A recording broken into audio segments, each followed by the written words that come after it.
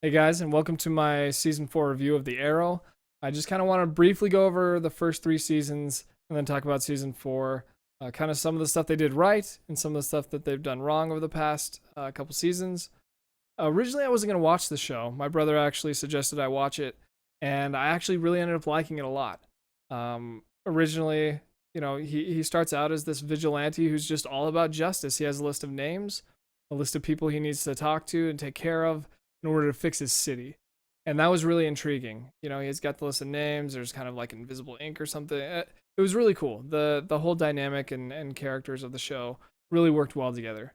And then through season 1 and 2, he meets Felicity. He kind of through his team grows into more of an Arrow-like character as far as killing's not okay. You can't just murder people, all that stuff. And then it introduces Deathstroke, and he starts kind of having to deal with the consequences of some of the decisions that he's made in the past. And that was really cool. I thought the way that they used that. Um, and then with season 2, which in my opinion is the best season. Season 1 was great. The It was pretty dark. Some of his best friend, dies. There was a lot going on there that I thought was very powerful. The second season was even more so. It got very dark, very gritty. And I think one of the best things about the season, what really stood out, was that he's very capable as a hero, but that the bad guy was always a step ahead. And I think that's really interesting to see the hero having to overcome someone so much more than themselves. And so that, it wasn't weird when he had to ask for help. When his team had to help him out, they had to come out with a very complicated plan to stop Deathstroke. I thought that was really cool. I thought it worked really well. Um, and then we have, so season 2, in my opinion, best season by far. Great villain, great action sequences. It was awesome. Third season comes in, and I'm not sure if Gossip Girl got canceled and they had to move some of the writers from Gossip Girl to Arrow, and then they had to move some of the Arrow writers that were good to Flash. I'm not sure what happened, but I feel like there was a very clear downgrade in quality between season 2 and season 3. And I think that was pretty obvious very quickly. It became all about the drama, all about, who's the relationships with who's, doing what, who's in love with who. It was very weird for the show to take that direction, I feel like. It was very CW, I'll give it that, but it wasn't Arrow. And I don't mind that he had a love interest. I think it was okay that he started going for Felicity. I think that was what the fans wanted to see. I think the biggest problem was that they let it last. And Felicity started to become a character who started becoming bigger than Oliver Queen. She should never be kind of like putting down somebody who's supposed to be the lead character. Often, whenever and it was weird too because in season 1, this is a guy who had an arrow that could hack a safe or computer or whatever and give money back to the people who this guy stole it from. But now all of a sudden in season 3, he's technologically retarded. All he can do is shoot arrows and punch bad guys. It was weird. But I didn't mind the whole Ra's al Ghul. I thought that was a cool bad guy. I thought that was a good villain for the show, the antagonist. I thought the actors did a great job. I just wasn't a fan of a lot of the cheesiness that happened in season 3. And they really should have broken up Oliver and Felicity halfway through the season even.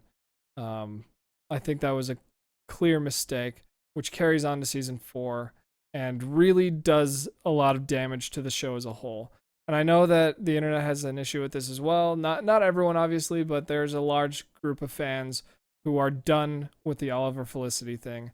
I'm on board with that. I'm not quite as, active against it as some people, but and I know a lot of people have been kind of like jumping the ship on Arrow. They're like, I'm just a fan of Daredevil now. Like Daredevil's what Arrow should be and was. And I hear that in season 5 of Arrow, they're going to go back to the basics. It's going to be, more physical fighting, not this bad guys with magic and all that. Anyway, so season 3 ends. We get into season 4, more of the drama between characters. And even in season 3, his team is undercutting him all the time.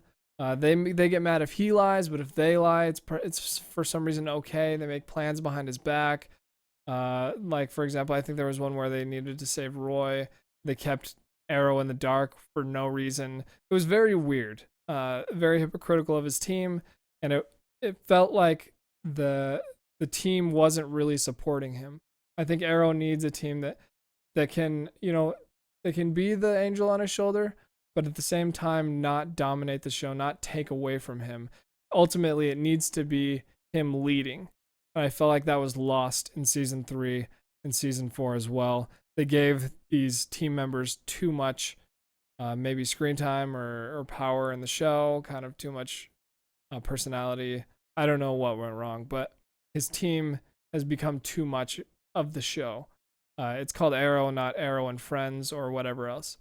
And so season 4, they introduced Damien Dark. That was interesting. The thing that bothered me, and one of the biggest problems I feel like, was that they introduced Constantine, and Constantine has the ability to counter ward magic and fight against magic, essentially. They don't use him other than I think once or twice during the whole show. And that was very odd to me that they have a guy who's trying to end the world with a giant nuclear war, and all they can do is Constantine sends him to some old lady at a casino.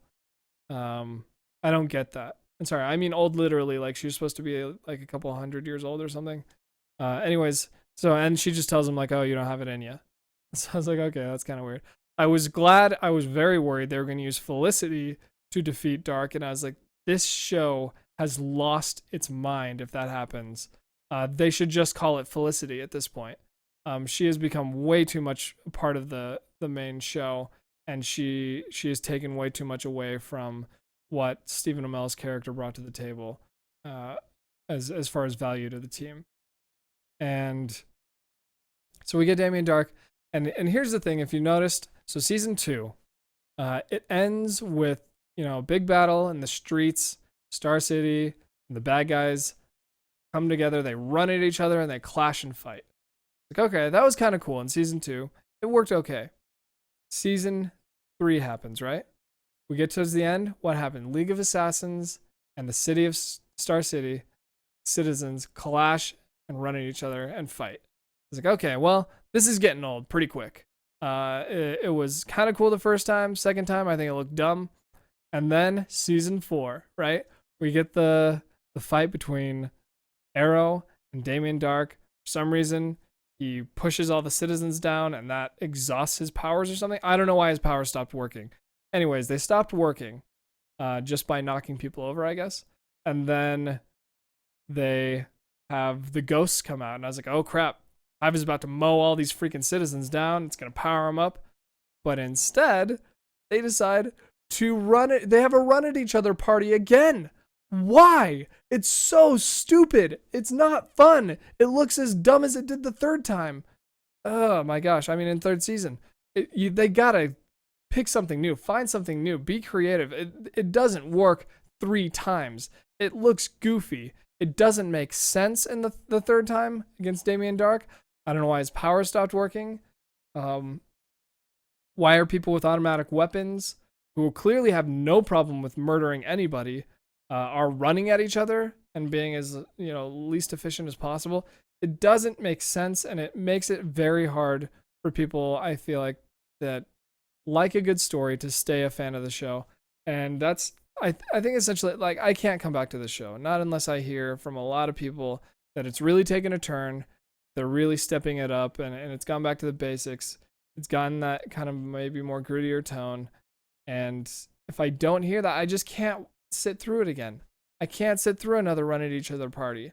I can't sit through, the cheesy drama. It's okay to have some of that cheesy drama if your story is so good that it keeps me around. But when your story is boring and you got a lot of, like 90%, it feels like, is just drama between team members, it's not fun to watch. It's not fun to watch the characters undercut Arrow. And that's what I think was really irritating about the last 2 seasons. So I won't be coming back for season 5 personally, unless obviously I hear something very different happened.